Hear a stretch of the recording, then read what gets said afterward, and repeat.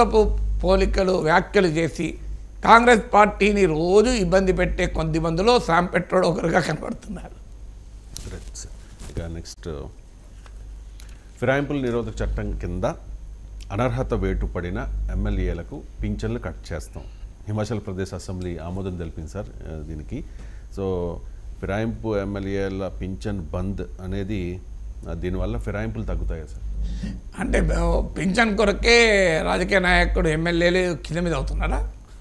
హిమాచల్ ప్రదేశ్లో పింఛన్ ఎంత? 36,000, 36,000 for 1 term. Next టర్మ్కు ఇయర్కు 1,000. అంటే ఒక ఉదాహరణకు 2 టర్మ్స్ అయ్యారనుకోండి, 36 + 5 41,000 వస్తుంది. 3 సార్లు అయితే 46,000 అవుతుంది.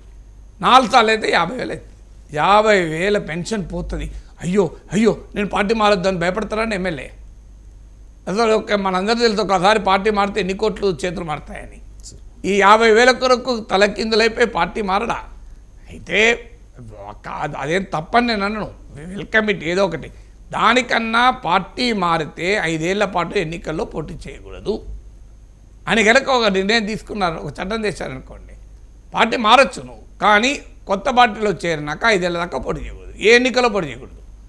ఆఫ్టర్ 5 ఇయర్స్ లేదా ఆఫ్టర్ 6 ఇయర్స్, 6 ఏళ్ల తర్వాతనే నువ్వు ఎన్నికల్లో పోటీ చేయాలి అని ఒక కండిషన్ పెట్టండి. దానికి రాజకీయ ఫిరాయింపులు ఆగిపోతాయి. మీరు చూడండి, ఎందుకంటే వీళ్ళంతా మారేవారు ఎందుకు? మళ్ళీ పదవుల కొరకు కదా. ఇప్పుడు ఎమ్మెల్యే పార్టీ మారే ముందు నాకు మళ్ళీ గ్యారంటీగా నెక్స్ట్ ఎలక్షన్లో టికెట్ ఇస్తామని మాట్లాడుకుని మారుతారు. ఎంపీలు మారేవారు కూడా అన్నారు అనుకోండి, ఇక వాళ్ళ జీవితంలో పార్టీ మారారు. ఎందుకంటే 5 ఏళ్ళ దాకా పదవులు లేకుండా బతకలేడు రాజకీయ నాయకుడు. రాజకీయ నాయకుడు ఆక్సిజన్ లేకపోయినా బతకగలుగుతాడు, కానీ పదవులు లేకుండా బతకలేడు. ప్రాక్టికల్గా సాధ్యం కాదు. అందువల్ల ఆక్సిజన్ లేకపోయినా రెస్పిరేటరీ ప్రాబ్లం ఏం రాదు వాళ్ళకు. మీకు వాళ్ళకేమి ఆక్సిజన్ లెవెల్స్ అని తక్కువ చూపెట్టే బతకగలుగుతారు. కానీ పదవి లేకపోతే మాత్రం వాళ్ళు రెస్పిరేటరీ ప్రాబ్లమ్, శ్వాసకోశ వ్యాధులు తీవ్రతరం అవుతాయి. రాజకీయ నాయకుల యొక్క స్వభావం అది. అందువల్ల మీరు పదవి లేకుండా చేయండి. ఎక్కడ కొట్టాలో అక్కడ కొడితే జనం మైండ్ బ్లాక్ అయితే తప్ప నువ్వు 50,000 పెన్షన్ ఆపితే, 36,000 పెన్షన్ ఆపితే రాజకీయ నాయకులు తలకిందులై పార్టీ మారకుండా ఉంటారా? సో కొట్టాల్సిన చోట కొట్టాలి, కానీ ఎక్కడో చోట కొడితే అభ్యంతరం ఏం లేదు, కానీ కొట్టాల్సిన చోట కొట్టాలి.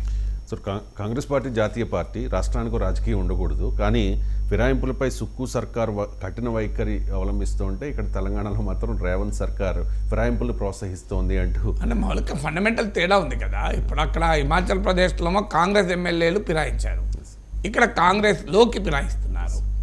సో 2 తేడా ఉంటుంది కదా.